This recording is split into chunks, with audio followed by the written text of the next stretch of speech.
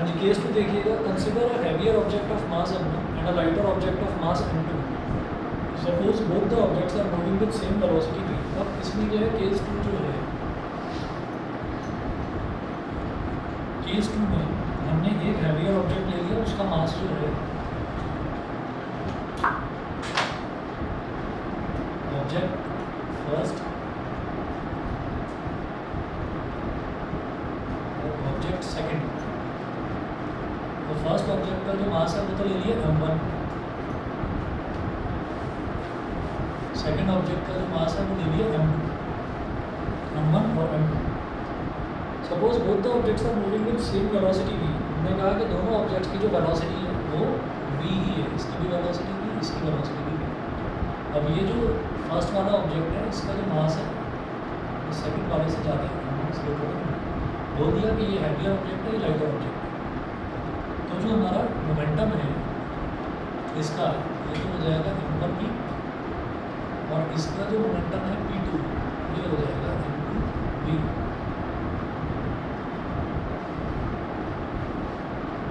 Therefore, p1 upon p2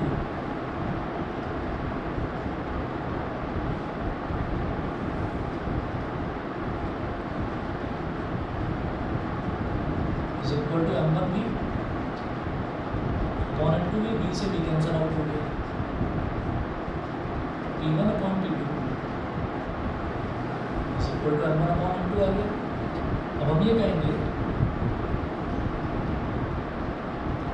since m1 is greater than m2, m1 m2 से बड़ा है, तो m2 को जरा इधर ले आओ, तो m1 upon m2 is greater than 1। ये हो गया भाई, m1 is greater than m2, तो अगर मैं m2 को डिनोमिनेटर में ले आया तो m1 upon m2 is greater than 1 हो गया, और m1 upon m2 p1 upon p2 के इक्वल है। It implies that p1 upon p2 is greater than 1। जब m1 अपॉन m2 1 से बड़ा है तो इसका मतलब p1 अपॉन p2 भी 1 से बड़ा होगा। अभी p2 को इधर ले जाओ, p1 is greater then p2, ठीक है, p1 is greater then p2। तो इसी वजह से यहाँ पर सीधा ये लिखा हुआ है कि अगर दो रेशो इस तरह से इक्वल दे रखे और अगर न्यूमरेटर एक रेशो का इधर वाले का न्यूमरेटर डिनोमिनेटर से बड़ा है तो इसका भी न्यूमरेटर डिनोमिनेटर से बड़ा ही होगा। कि अगर m1 m2 से बड़ा है तो भाई p1 भी p2 से बड़ा ही ये होगा, ठीक है। ये तो केस सेकंड है। इसमें उन्होंने कहा thus the linear momenta of bodies having equal velocities are proportional to their masses. छोटा छोटा सा ये तीन अलग अलग केसेज हैं। हाँ, तीन अलग अलग केसेज हैं। ये एज इट इज आ जाएगा अगर दिया उन्होंने तो। हाँ, क्योंकि जो मैंने बताया उसमें प्रोजेक्ट टाइम में उन्होंने वो सबसे 1-2 नंबर का क्वेश्चन दिया है, बस बाकी तो कुछ दिया ही नहीं। न्यूमेरिकल्स कुछ नहीं दिए, स्केलर प्रोडक्ट भाड़ में गया, वेक्टर प्रोडक्ट वो भाड़ में गया, कुछ दे ही नहीं रखा। एक दे रखा है, 2 वेक्टर्स हैं, उनके बीच का एंगल वो भी शायद 1 नंबर का है, आई कैप प्लस जे कैप और आई कैप माइनस जे कैप। हाँ वही नहीं, 1 नंबर का था बस। मोशन में स्ट्रेट लाइन का भी मेरे को कोई बढ़िया सा क्वेश्चन नजर नहीं आया। हाँ तो बहुत कुछ पूछ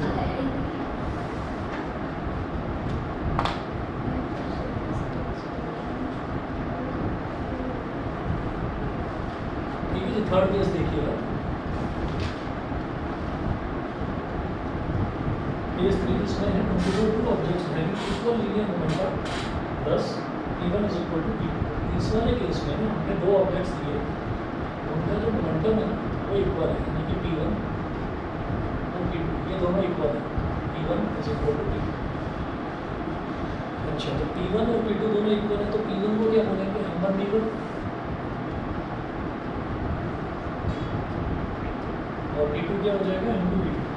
इसका मतलब m2 को इधर ले आओ, m1 upon m2 is equal to v2 upon v1। m1 upon m2 is equal to v2 upon v2। इसका मतलब क्या होगा, समझ गए ना? अभी मैं m2 को इधर ले आया और अगर v1 को मैं इधर ले आया तो m1 upon m2 is equal to v2 upon v1। अब इसमें हम क्या करेंगे, it implies that m1 is greater than m2 then P2 is greater than P1। अगर दो रेशियो इक्वल हैं और एक रेशियो का न्यूमरेटर डिनोमिनेटर से बड़ा है तो दूसरे वाले रेशियो का भी न्यूमरेटर डिनोमिनेटर से बड़ा होगा। ऐसा क्यों होता है मैंने आपको यहाँ पर बता दिया। P1 upon P2 M1 upon M2 भी इक्वल आया था। पहला ऑब्जेक्ट हमने बताया दूसरे वाले ऑब्जेक्ट से हैवियर था, तो इसलिए M1 जो है वो M2 से बड़ा है। अच्छा, जब M1 M2 से बड़ा है तो M2 को इधर देगा तो M1 upon M2 is greater then 1, क्योंकि M1 upon M2 P1 upon P2 के इक्वल है, तो इसका मतलब P1 upon P2 is greater then 1। P2 को इधर लेंगे तो P1 is greater then P2। ऐसे तो इस तरह से हम इस नतीजे पर पहुंचते हैं कि अगर हमको दो रेशियो इक्वल दे रखे हैं और उसमें एक तरफ न्यूमरेटर डिनोमिनेटर से बड़ा है तो दूसरी साइड भी न्यूमरेटर डिनोमिनेटर से बड़ा होगा। ठीक है, तो अगर M1 M2 से बड़ा है तो B2 B1 से बड़ा होगा। And if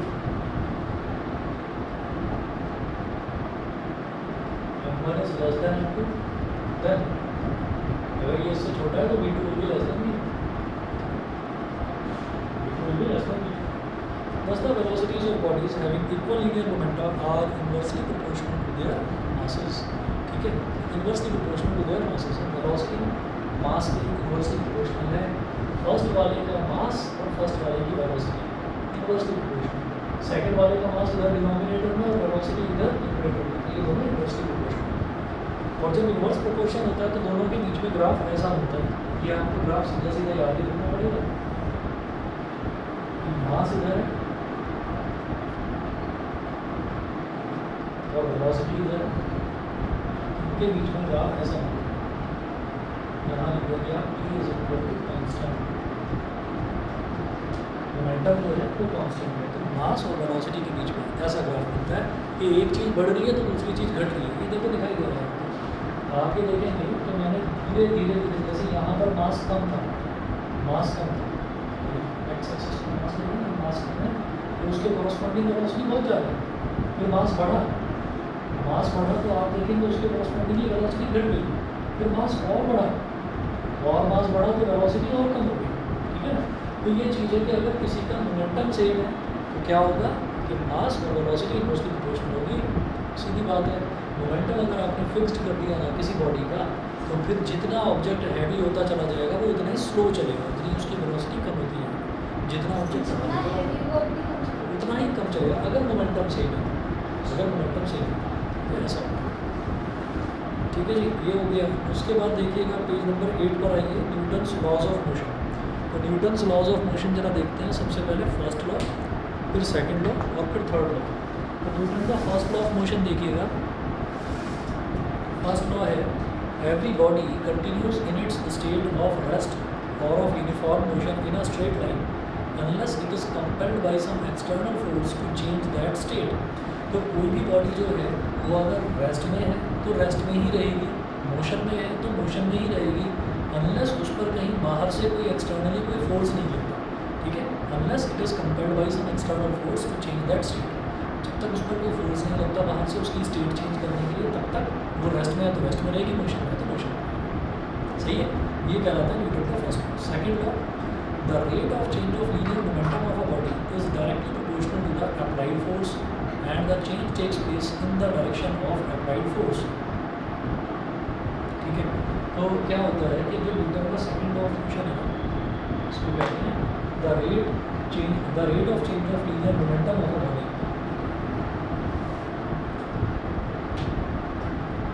change in momentum, rate of change of momentum. तो चेंज ऑफ मोमेंटम जब भी कभी रेट की बात करते हैं तो उसको टाइम से डिवाइड करा जाता है। किसी भी चीज़ का अगर रेट की बात करी जा रही है तो अगर फाइनेंशियल टर्म्स में रेट की बात करी जाती है तो उसको कॉस्ट से डिवाइड करा जाता है। ठीक है, और अगर फिजिक्स के टर्म्स में रेट की बात करी जाती है या केमिस्ट्री में भी रेट की बात करी जाती है तो उसको टाइम से डिवाइड करा जाता है। तो rate of change of momentum यानी कि change in momentum upon time taken, और ये जो है is directly proportional to the applied force. ये फोर्स के डायरेक्टली प्रोपोर्शनल है, एफ के डायरेक्टली प्रोपोर्शनल है। तो इसको ऐसे कर सकते हैं, F is directly proportional to change in momentum. Momentum क्या होता है, मास इनटू वेलोसिटी। तो mass into final velocity minus mass into initial velocity, तो ये हो गया final momentum minus initial momentum. ठीक है, अपॉन टाइम टेकन क्या हो गया T. F is directly proportional to numerator में एम ले लिया, कहाँ क्या आ गया v minus 4 upon T. v minus 4 upon T क्या हो गया A. Change in velocity upon time taken acceleration. तो F is directly proportional to M to A, और जो इसकी यूनिट है, फोर्स की जो यूनिट है किलोग्राम मीटर पर second, it is so taken कि ये जो प्रोपोर्शनलिटी कांस्टेंट है इसको हटाकर अगर मैं कांस्टेंट के लगाता हूँ, its value is equal to 1। तो F is equal to M A. Actually हम ना कॉमन लैंग्वेज में ऐसे ही फ्लुएंसी में ये बोलते चले जाते हैं कि जो न्यूटन का सेकंड लॉ ऑफ मोशन है वो ये है, F is equal to M. Actually ये है नहीं। न्यूटन का सेकंड लॉ ऑफ मोशन ये है कि force is directly proportional to change in momentum upon time, नहीं rate of change of momentum. Directly proportionality sign जब भी हम हटाते हैं इक्वालिटी साइन आता है, और इक्वालिटी साइन के साथ में तो कांस्टेंट आ जाता है, कोई भी कांस्टेंट। तो इसमें फोर्स की यूनिट कुछ इस तरह से अज्यूम करी गई है। फोर्स की यूनिट हमने किलोग्राम मीटर पर सेकंड ही क्यों ली भाई, किलोग्राम मीटर पर सेकंड स्क्वायर, भाई मास हो गया किलोग्राम, एक्सेलरेशन हो गया मीटर पर सेकंड स्क्वायर। तो ये क्यों लिया गया कि कांस्टेंट की वैल्यू ताकि 1 आ जाए, तो कांस्टेंट की वैल्यू 1 होती है, सीधा सीधा बस ये F is equal to M A हो जाता है। ये डेरिवेशन ज़रा से हाँ पूछ लेते हैं, आगे है नोट्स में है इसमें।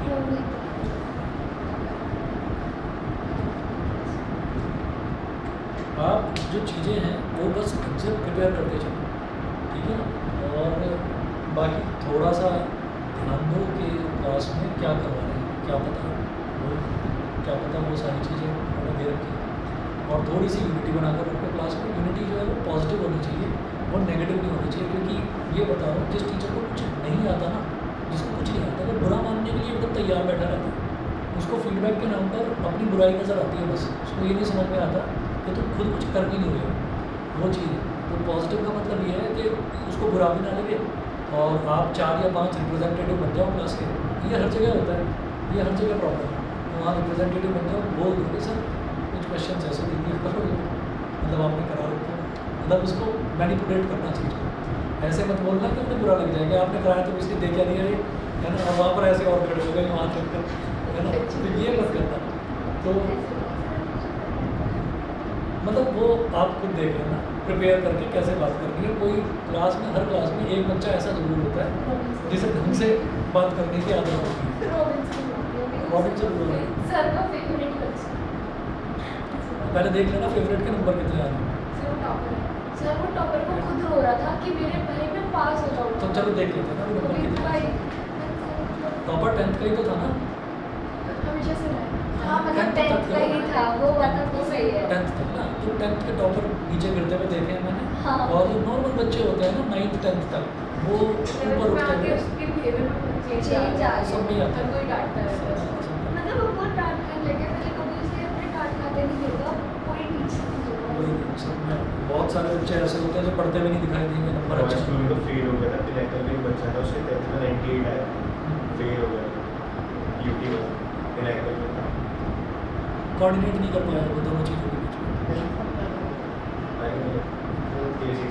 कोऑर्डिनेट नहीं कर पाया होगा। 11th में जनरली बच्चा कोऑर्डिनेशन ही सीखता है कि मैं इंजीनियरिंग एंट्रेंस की भी साथ में तैयारी करूँ और मैं क्लासरूम को भी मैनेज करूँ, तो वो दोनों चीज़ें मैनेज नहीं हो पाती, ज़्यादातर से नहीं हो पाती। तो वही, और जिससे हो जाती है वो बहुत बड़ी, बस उसकी सब तारीफ करने लगती है। तो उसको देख कर ये नहीं होना चाहिए कि यार मैं नालायक हूँ, मेरे से कुछ नहीं हो सकता। उसको देख कर खुद डिमोटिवेट मत हो, यही चीज़। हर बच्चा अलग होता है, तो जितना आप कर रहे हो उस चीज़ को पक्का तरीके से करते चलो, कॉन्फिडेंस अपना खोना, अभी मेरे से कुछ नहीं हो सकता। चलिए जब न्यूटन का थर्ड लॉ जो है, थर्ड लॉ तो सबको पता ही है।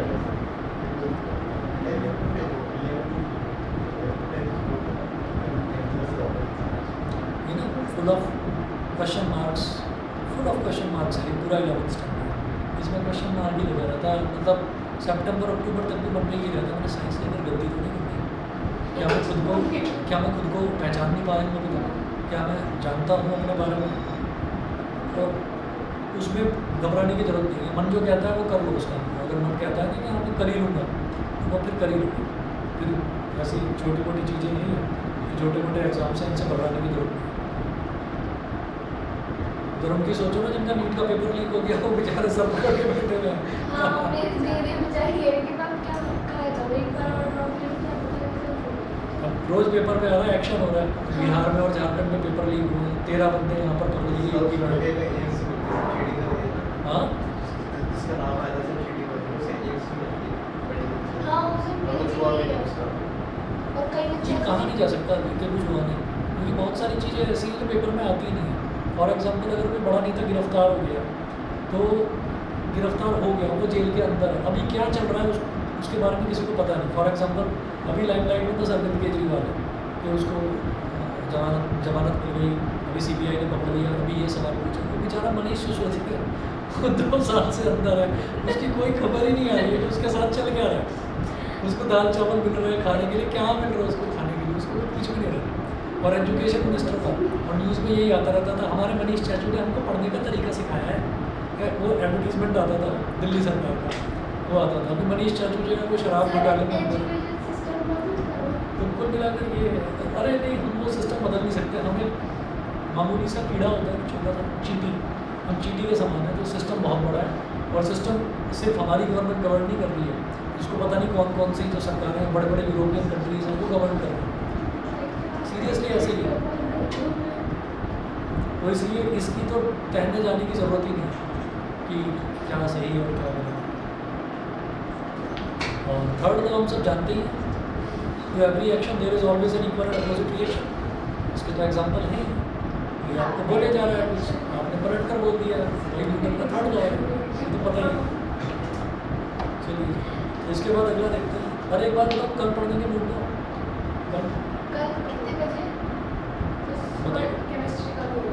किस टाइम नहीं इतना नहीं सर बोल रहे।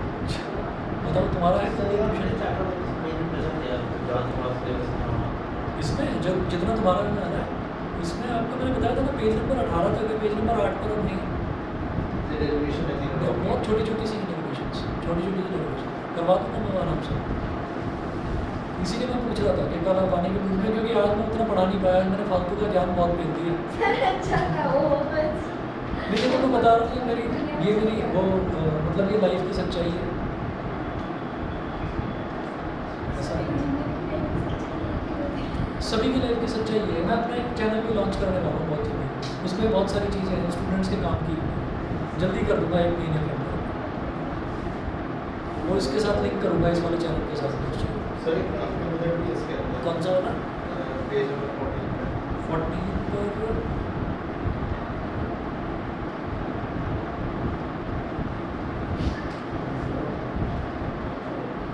हाँ, इम्पल्स को मेज़र करने का तरीका है कि जो आपका फोर्स और टाइम ग्राफ है, उसके नीचे का जो एरिया है उससे हमारी इम्पल्स आ जाती है।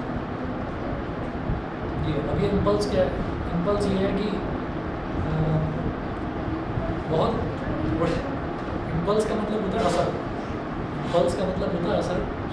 थोड़े टाइम के लिए अगर कोई चीज़ लगे अगर और बड़ी फोर्स से लगे तो बहुत ज़्यादा चोट पहुँचाती है। फॉर एग्जांपल, अगर कोई हैवी सा ऑब्जेक्ट है और वो हैवी सा ऑब्जेक्ट जो है वो हमारे गाल पर आकर ऐसे लग जाए और वो गाल को पुश करता चला जाए तो हमें चोट नहीं लगेगी। लेकिन जरा से इंस्टेंट के लिए जोर से कोई थप्पड़ मार देंगे तो थप्पड़ जो है वो ऐसा नहीं होता कि वो चिपका दिया, हाथ रोक दिया, वही थप्पड़ तो बस लगा कर हट जाता है। ऐसे ही जब हम क्रिकेट खेल रहे होते हैं तो चोट लगती है, उसकी बहुत तेज चोट लगती है और दिल पर भी लगती है ना, थप्पड़ मार दिया। तो उसके अलावा जैसे हम क्रिकेट खेल रहे हैं तो क्रिकेट खेल रहे हैं, सोचो अगर बॉल आई सामने से और किसी ने ऐसे बैट घुमाने के साथ घूम ही गया उसके साथ, है ना, तो घूम ही गया तो इसका मतलब क्या है कि बैट बॉल को चिपका हुआ है ना, और वो उसको चिपकाए घूम गया लट्टू की तरह, तो बॉल कहाँ जाएगी? बॉल तो वहीं की वहीं गिर जाएगी। यानी कि चोट तुम्हारी बहुत तेज, लेकिन इम्पल्स नहीं दिया उसको। इम्पल्स मतलब एक क्षण के लिए, एक मोमेंट के लिए। तो क्या करते हैं, आप कभी भी देखिएगा, कोई भी बड़े से बड़ा खिलाड़ी हो जो लंबे शॉट मारता है, वो क्या करेगा, वो ऐसे मार कर वो रोकेगा बैट को, वो बैट को वहीं रोकेगा। ये नहीं कि बॉल अगर जा रही है तो मैं बैट भी घुमा दूंगा उसी के साथ, नहीं, वो रोकेगा। तो रोकने का मतलब क्या है कि वो एक इंस्टेंट के लिए उसको लार्ज फोर्स प्रोवाइड कर रहा है, that is called impulse. Impulse निकालने का ये तरीका है। थोड़ा सा ही है, आपके भी ज़्यादा आ नहीं रहा है, करवा दूँगा। कल बताओ ना फिर किस टाइम केमिस्ट्री की क्लास का, तुम कब बताओ? सर कब तक बता देंगे? 9 बजे सुबह। तो 9 का हो सकता है 10 या 11 बजे रखें, शाम को तो नहीं रखते ना फिर, 12 बजे रखो। 12 बजे तक तो मुझे लग रहा है आप सबको उठाकर फ्री हो गया थोड़ा, जल्दी कर लेंगे तो फिर उठने में दिक्कत रहती है, सुनते हैं बच्चे उठने का। हाँ परसों एग्जाम है क्या? तो एग्जाम आएंगे तब उठना ही पड़ेगा। बातें बहुत बड़ी बड़ी सर हम तो बहुत दिनों से उठ रहे हैं पर नींद पूरी हो रही है। रात 1 बजे सो के 4 बजे। अरे शांभवी कल सुबह बताओ 12 बजे, दोपहर में 12 बजे कल। ये कोई प्रॉब्लम नहीं है। चलिए ठीक है फिर।